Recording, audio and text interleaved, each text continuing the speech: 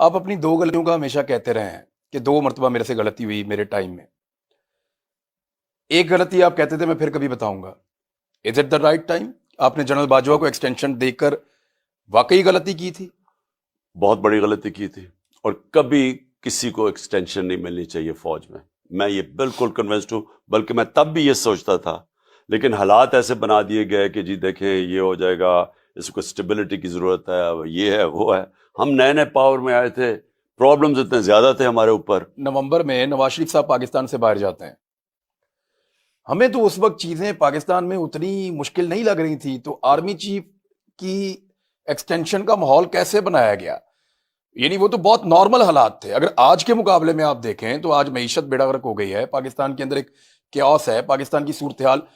پاکستان 2019 میں آج سے بہتر ہو گیا تھا، تو اس وقت آپ نے ایکسٹینشن دے دی تھی. آج آپ مخالفت کر رہے ہیں. اس وقت آپ کے لیے کس طرح کی گارنٹیز دی گئی تھی کہ آپ دے دیں ایکسٹینشن ٹھیک ہو جائے گا؟ دیکھیں کوئی گارنٹیز نہیں تھی، میں نے کوئی گارنٹیز نہ مانگی نہ دی. ہمارے ساتھ اس وقت کوآپریشن 100% تھی. ایک طریقے لبیک والا وہ کھڑا تھا.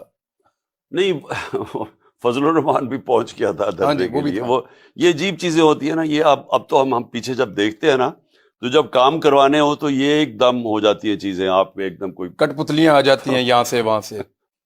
خیر وہ تب مجھے اتنا اندازہ نہیں تھا، وہ علیحدہ چیزیں ہیں.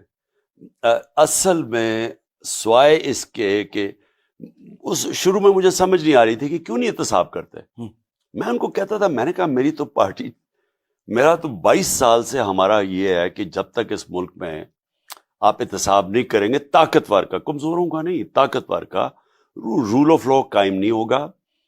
کوئی ملک آگے نہیں بڑھ سکتا جس کے اندر انصاف نہ ہو. جو رول آف لا ہے نا جی، کیونکہ میں نے تو باہر کے سسٹمز دیکھے ہوئے ہیں نا، تو آپ اگر آج یہ ملک ترقی کر گئے ہیں، خوشحال ہیں، برطانیہ ہے، یہ یورپ ہے، ان سب میں رول آف لا ہے. کوئی طاقتور قانون سے اوپر نہیں، کوئی قبضہ گروپ نہیں، کوئی تھانے کچہری کی پالیٹکس نہیں، کوئی پلاٹس کے اوپر قبضے نہیں ہو جاتے. لوگوں کو انصاف ملتا ہے، وہ پھر آزاد ہو جاتے ہیں، ان کے حقوق ہیں، وہ آگے نکل جاتے ہیں.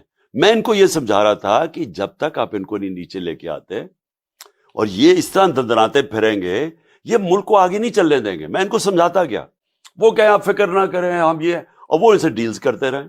وہ کبھی کسی کو 2 ہفتے اندر کوئی جیل میں گزار کے وہ پھر باہر آ جائے، گالیاں مجھے نکالے. کنٹرول میرے میں نہیں تھی، نیب تو میرے کنٹرول میں نہیں تھے، وہ تو ان کے کنٹرول میں تھی. یہ مین ڈفرنس تھا.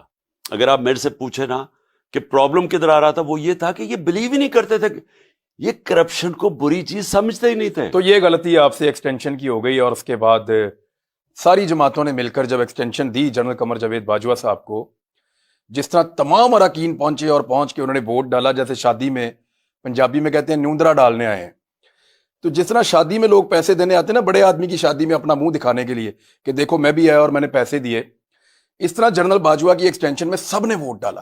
اس وقت آپ کو حیرت نہیں ہوئی کہ باجوہ صاحب نے یہ سارے کیسے اکٹھے کر لیے؟ اس کے بعد تب سے مجھے فیلنگ ہوئی کہ انہوں نے بات چیت شروع کر دی تھی نون لیگ سے. اصل میں ان کی تب بات چیت شروع ہو گئی تھی، جیسے وہ آئے جوک در جوک ووٹ ڈالنے. اور نہیں انہوں نے ان کو ادھر سے میرے خیال میں کوئی ایشورٹی بھی دی ہوگی. ایشورٹی تو خیر وہ سب کو دے دیتے تھے، لال بتی کے پیچھے تو سب لگ جاتے تھے، لیکن میرے خیال میں ادھر سے انہوں نے بات چیت ان سے شروع کی، جو آخر میں پھر جب یہ جنرل فیض کو ہٹایا گیا تب کلیئر ہو گیا کہ انہوں نے ان سے پھر فیصلہ کر لیا تھا مجھے ہٹانے کا.